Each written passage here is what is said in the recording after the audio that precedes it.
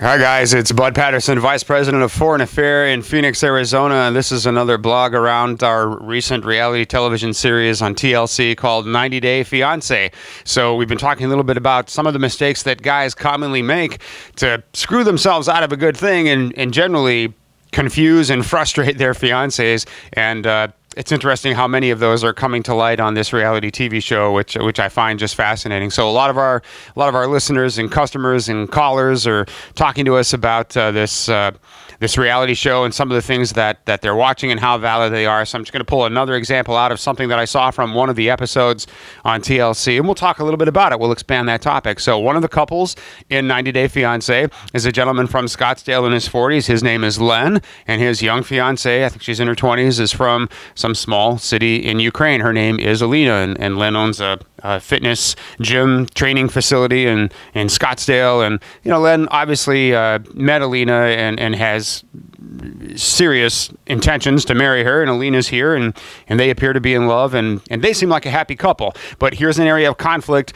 on the horizon. Len has a business partner and best friend, and her name is Kim, and Kim's very lovely and very intelligent, but Kim definitely not sold on Alina as the right partner for her friend Len. So what to do, right? Here's Len in a really tough position, and you see him talking to Kim about it. He's trying to introduce Kim to Alina ahead of time on Skype so that when Alina comes here, they kind of have gotten introduced and they know each other. Obviously, as his best friend and business partner, he's going to see Kim all the time, and she's definitely a part of his life, and he wants Kim to accept that Alina is going to be his fiance, and they're going to get married, and that hopefully Len and Alina will have a happy marriage together. And he wants Kim to support that. He wants Kim to get behind that for very natural reasons. A lot of you guys who are out there who watch this blog, you can relate to this exact scenario, right? You have friends, family members, people in your circle, your professional circle, if you will. You want them to be on board with what you're doing. You want them to meet your fiance. You're in love. You're excited to show off your beautiful girl to your friends, your family. But you know that a lot of people who don't get on the plane and travel to foreign countries believe that all women in foreign countries are poor, desperate, and stupid.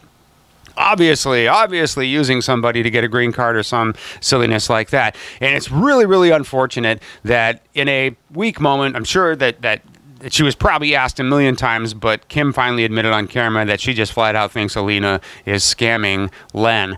Ouch! That's going to be hard to overcome eventually when that becomes known to Alina. Poor Alina, for goodness sake. And poor any girl on a fiancé visa who comes here and is suddenly surrounded by people who are looking down their nose at her and just doubtful and skeptical and judging and critical before they really get a chance to know the person. So Len obviously is going to have to figure out a way to convince Kim that what's going on between he and Alina is legit, and they're in love, and they're going to go on and get married and be happy together, and we'll just have to see how that whole thing unfolds. But that clearly brings us to the number 2 thing that guys can do to make their foreign fiancé completely miserable and regret the day that they ever met, and that is failing to get your family and your friends on board with the idea that you have a beautiful, intelligent, lovely foreign girl who's coming to America to be your fiance. Now, why is that important? You can imagine a girl who comes here with a fiance. She's nervous enough as it is. She's redefining her whole entire life. Maybe she can't speak English very well, and suddenly she's thrown into your social circle. So she meets you. She meets your family. She meets your friends. She meets your coworkers. She meets your employees.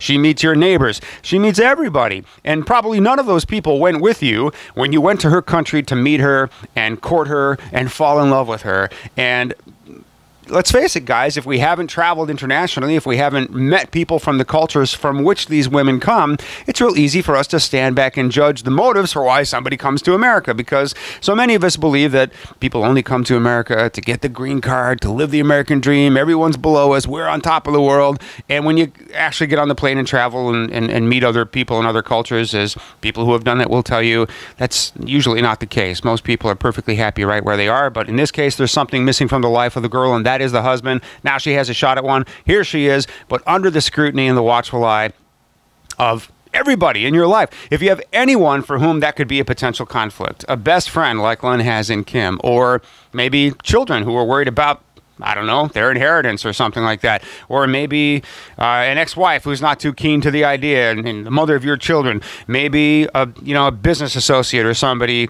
anyone, you've got to take that person well in advance, somewhere for lunch, somewhere for dinner, somewhere for a weekend seminar, whatever you got to do, but spend the time you have to do to get those people on board so that your fiance can have their support and not their scrutiny when she gets here, right? And poor girl. I mean, a girl comes here, limited English, just wants to adjust to life in America, and right away she's subjected to people, I've just judging her for her motives for being here when she's just in love and trying to marry somebody for all the right reasons, right? So we have to not put our foreign fiancés in that very difficult spot. And guys, that is 100% on you. If you have somebody in your social circle for whom you think there's going to be a conflict, you've got to remove that person temporarily from your social circle. However you do it, you've got to keep that person away from your fiancé until she's strong, so that she feels loved and protected from any of that misplaced judgment. Very, very important, guys. Now, I know numerous couples over the years who have experienced that exact thing.